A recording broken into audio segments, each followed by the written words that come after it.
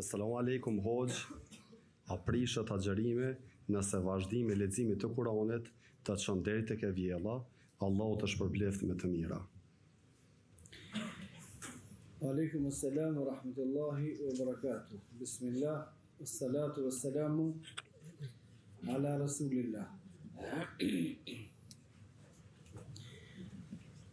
Ndodh që disa njerëz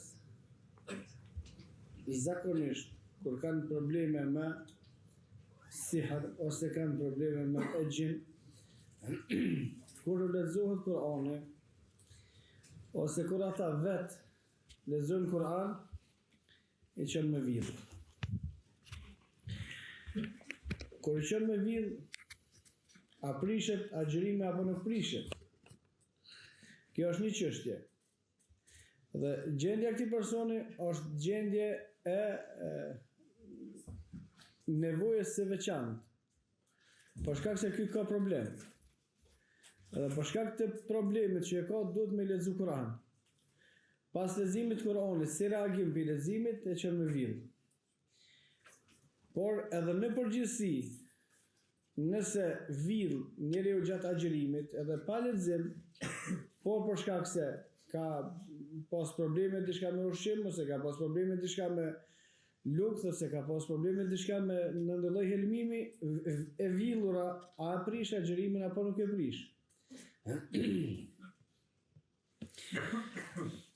Disa dietarë kanë thonë e vidhura pa qëllim nuk e prish agjerimin, kurse e vidhura me qëllim e prish agjerimin.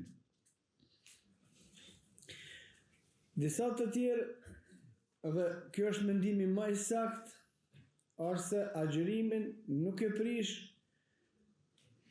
kur fare për shkak të vidhurave. As nëse vidh me qëllim, as nëse vidh pa qëllim, as nëse vidh për shkak të leximit, që ka pas problem me gjin, ose me sihr, as nëse vidh për shkak të problemet që ka pas me ndonjë helmim, ose me lukth, ose me tjera. Dhe argumenti për këtë është fjala e Ibn Abbasit, Allah subhanahu wa taala e pas më shëru dhe qoftë i kënaqur me të. Ibn Abbasi në shpjegimin e çështjes së të vidhurit me agjerim ka thonë, agjerimin e prish shkon të poshtë, jo shka vjen pi poshtë të naltë. Dhe kjo është shumë e rëndësishme me kuptu. Agjerimin e prish shka mormi, nuk e prish shka japme. Agjerimin e prish nëse ham, nuk e prish nëse nxjerrmi atë që kemi hangër. Agjerimin e prish çka pim, nuk e prish ajo që e nxjerrmi që e kemi pi. Dhe kjo është e sakta në kuptimin e librit të Allahut dhe sunetit të pejgamberit sallallahu alaihi wasallam. Pse kjo është e sakta? Për shkak se në hadithin e saktë, në hadithin kudsi që pejgamberi sallallahu alaihi wasallam e transmeton prej Allahu subhanahu wa taala, Allahu subhanahu wa taala kur ka fol për agjeruesit ka thonë, agjeruesit e kanë lënë për hatër tëm ushqimin, pijen dhe kontaktet të tyre me familjet e tyre. Do që të trija prishin agjerimin. Tjetër gjë, përveç këtyre trijave, nuk e prish agjerimin. Ai që ka vinë, a ushqy? S'ushqy. A ka pi? Nuk ka pi. A ka pas kontakt? S'ka pas. Tri çështje të cilat e prishin agjerimin janë ngrënia e ushqimit, pija e pijeve dhe kontaktet intime. Ai që ka vill nuk bën pjesë të asnjëna prej tyre. Por një çështje për të cilën kanë tërheq vërejtën dietarët është kur e vidhura del pej goje, pastaj kthehet përsëri. Në këtë rast që ka prish agjerimin.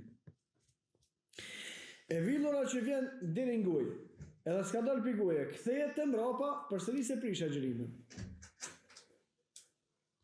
Edhe ardha e hunve, edhe ngreja te mbrapa, gjithashtu nuk e prish agjerimin.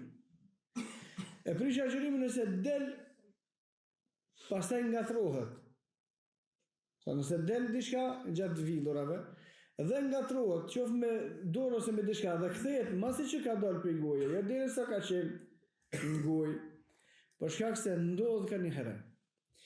Njerëz me probleme shëndetësore gjatë të goksuarit ngrehet edhe ushqim. Pastaj ushqimi ose metet mes fytit edhe njeriu në shpejtësi edhe nuk është i aftë me pru vendimin a do me qit jashtë a kthehet të mrapa dhe nëse kthehet mrapa nuk e prish agjërimin. Do thënë gjithçka që metet mrena gojës edhe hundës, nëse kthehet që u kthye një herë nuk e prish agjërimin. Gjithçka që del e nuk kthehet nuk e prish agjërimin. Dhe qoftë që ka ndodhur vjedhja për shkak të problemeve me rukjen, ose ka ndodhur vjedhja për shkak të problemeve shëndetësore, ose thjesht ka hangur shumë dhe s'ka mujt me përballu ka vill me qëllim, villa nuk e prish agjërimin.